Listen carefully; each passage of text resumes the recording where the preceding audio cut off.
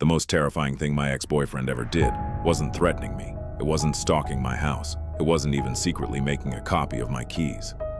The most terrifying thing was finding out that while I spent months checking every room before letting my daughters inside, he already had a way in. And one night I learned just how close he had gotten. A few years ago, I ended a relationship that should have ended much sooner than it did.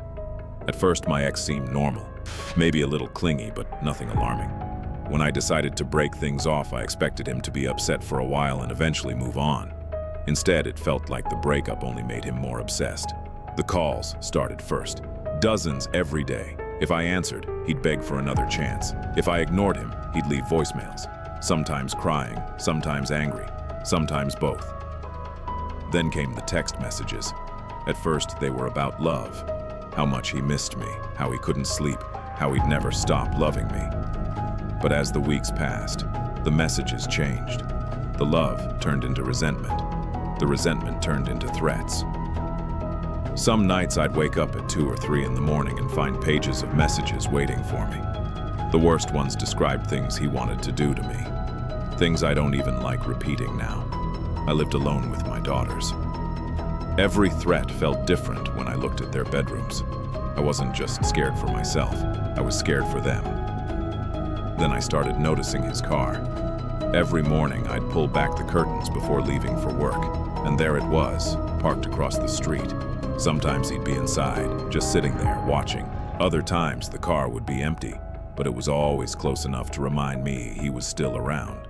Eventually, I stopped feeling safe in my own home. I developed habits that sound ridiculous now.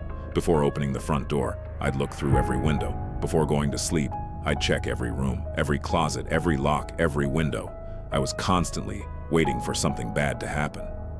The worst part was how powerless I felt.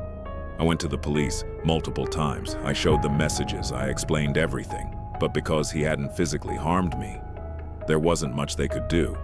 I left feeling completely alone, like nobody understood how terrified I was becoming. As the months passed, things only got worse. Sometimes he'd call the house phone late at night. If one of my daughters answered, he'd ask to speak to his sweetheart. Hearing that made my skin crawl. The girls didn't understand why I immediately hung up. I didn't want them to. I wanted them to feel safe, even when I didn't. Eventually, I became afraid to go home. There were nights I'd keep driving around town for hours because I couldn't bring myself to pull into my driveway. The fear followed me everywhere. One night, after staying out as long as possible, I finally brought the girls home around 1:30 in the morning. By then, I had a routine. I told my daughters to wait by the front door. Then I went inside alone. I checked every room before allowing them in. Every single room, no exceptions. That night was no different. I searched the house carefully. Living room, kitchen, bathrooms, bedrooms, closets, underbeds, everything. The house was empty. At least that's what I thought. Satisfied, I let the girls inside. We locked the doors and eventually went to bed. About 20 minutes later, my phone buzzed. A text message from him. My stomach dropped immediately. I opened it. The message read, "You got lucky tonight." A second message appeared. 5 minutes earlier, I was under your bed. I remember staring at the screen, unable to breathe. I immediately turned on every light in the house. I searched every room again. Nothing. No broken window, no damaged lock, no sign anyone had been inside. I convinced myself he was lying. He had to be. It was just another attempt to scare me. At least, that's what I told myself. The truth was much worse. A few weeks later, my sister agreed to stay at my house while I spent the night elsewhere with my daughters. We looked very similar. Same hair color, similar build. People often mistook us for each other. Around 3 in the morning, my phone rang. I answered immediately. My sister was crying so hard I could barely understand her. At first, I thought she'd had a nightmare. Then she told me something I'll never forget. He was in the house. For a moment, I couldn't process what she was saying. I asked if he was outside. She said no. He'd been inside my bedroom. According to her, she'd been asleep in my bed when she heard someone quietly enter the room. At first, she assumed it was me. Then she remembered I wasn't home. She stayed perfectly still, listening. The person moved around the room, carefully, trying not to make noise. Then she heard something that made her blood run cold. He was taking his clothes off, slowly, quietly, as if he believed the person in the bed was me. When he finally got close enough to see her face clearly, everything changed. My sister said he froze. For a second, neither of them moved. Then he grabbed his clothes and ran. By the time she reached the window, he was gone. I remember sitting there after the call ended, completely numb, because suddenly everything made sense. The text messages, the threats, the confidence, the way he always seemed to know when I was home.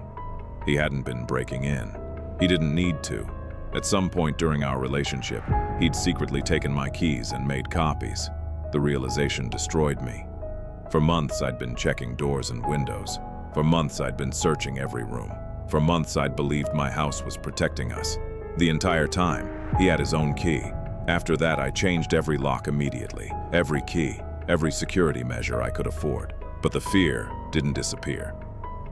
People think changing the locks fixes everything. It doesn't. The locks changed. My mind didn't. I still checked rooms before bed. I still looked through windows before opening doors. I still jumped whenever I heard unexpected sounds at night. Eventually, things escalated even further. One night, he smashed the windows of my car. When my daughter's father confronted him, he was assaulted. Only then did the police finally step in. Only then was enough considered enough. He was arrested and eventually sent to prison. The stalking stopped. The calls stopped. The letters stopped. Life slowly returned to normal, or at least as normal as it could. Years have passed since then. I occasionally see him around town, never close, usually from a distance, but every single time I feel the same thing. Fear, not panic, not shock, just fear. The kind that settles deep in your stomach, the kind that never fully leaves. Because no matter how much time passes, one thought always comes back to me. That text message. "You got lucky tonight." Maybe he was lying. Maybe he wasn't. But whenever I remember that night, I think about how carefully I searched my house before letting my daughters inside. And I wonder, if I had come home just a few minutes earlier, what exactly would I have found waiting under that bed? If you enjoyed tonight's story, let me know by leaving a like. And if you've ever experienced something you still can't explain, share your story in the comments below. Your experience could be featured in a future episode of the Dark Chronicles. If you're new here, subscribe and join us for new true horror stories every Thursday and Sunday. Until next time, and stay aware, stay curious. See you in the dark.